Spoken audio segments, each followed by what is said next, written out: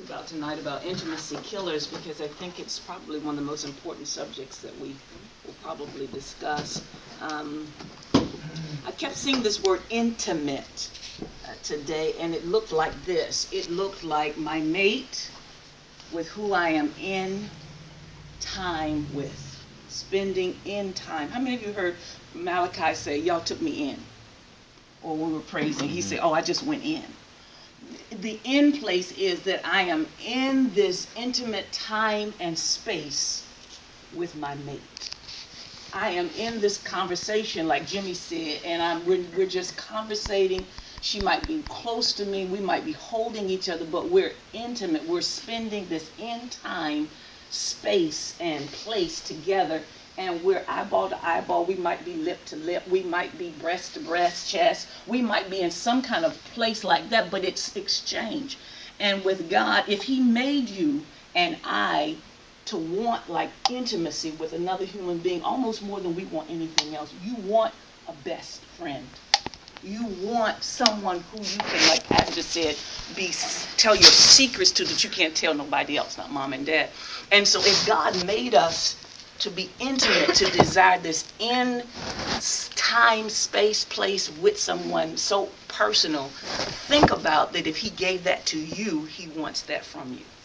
He wants to be intimate. He wants to be your mate, a person that you can look eyeball to and want to be close to and put your hand, like right here with Him and then Him talk and hear His words.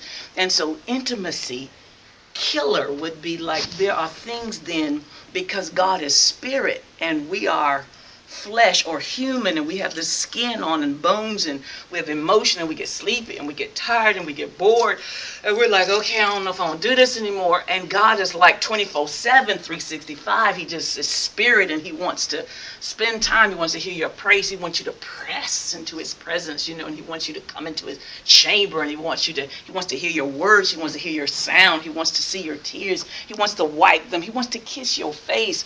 I mean, I saw Emily standing there yesterday, and we were praising God, and she's just crying, and I'm like, she's in. Where is she? She left here. She's not in the sanctuary. She's in that intimate time and space, place with her mate, her God mate.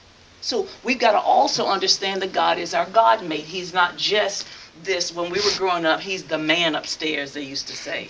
Now, what does that mean? Or He's this who sits high and looks low. Religious names that we would give to God that were intimacy killers. Because who wants to be intimate with somebody who's an old white man with a long beard?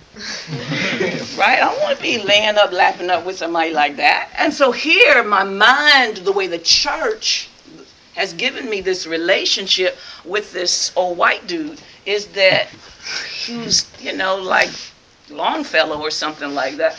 He's not relevant to me. He's not, but that's why Papa Prayer creates intimacy. Because now he tells you what he likes in his poetry. Poetry becomes prayer, prayer becomes poetry. So really we are doing great poetry, Briante, because we are uploading to him the thing that's in our heart. It's like, he's like, you're like a rose. Or I might say, God, you're like a rose.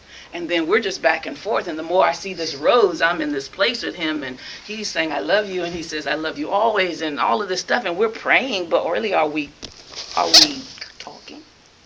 Are we intimate? Like, is it really about prayer like religion? Or is it now, I'm with my mate, my God mate, who is God and Lord of all. And He loves me enough to talk to me. And so the intimacy killers of lust and immodesty is huge, and Emily did a great job kind of introducing it, because lust means that I am only dealing with my flesh. It means everything in my world is just about what I feel on this. You got to stroke it, you got to fix it up, you got to dress it up, you got to do everything on the outside. And if I had a piece of paper up here, I would write spirit, maybe here, spirit in the middle, and then I put soul around that. If you can envision that, you see it? You'll see spirit here, and then soul around it. And then I would say, okay, this is my most important core of who I am. And then around that is my soul, or my mind, my emotions, the way I think, my perceptions. But then around that is my body. my flesh. And so it's a lot of work to get in. Y'all see what I'm saying?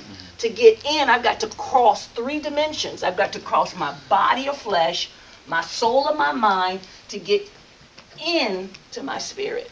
Now, Jesus Christ is now Lord of my life. He is now my God mate. He is the one in whom I want to be in time and space and place with. But in order to have that ongoing daily relationship with him, I've got to transverse or go through all of that to spend some time here. Because he's not into just the flesh part. He can't. God is spirit. He says, I want to spend time with you spirit to spirit.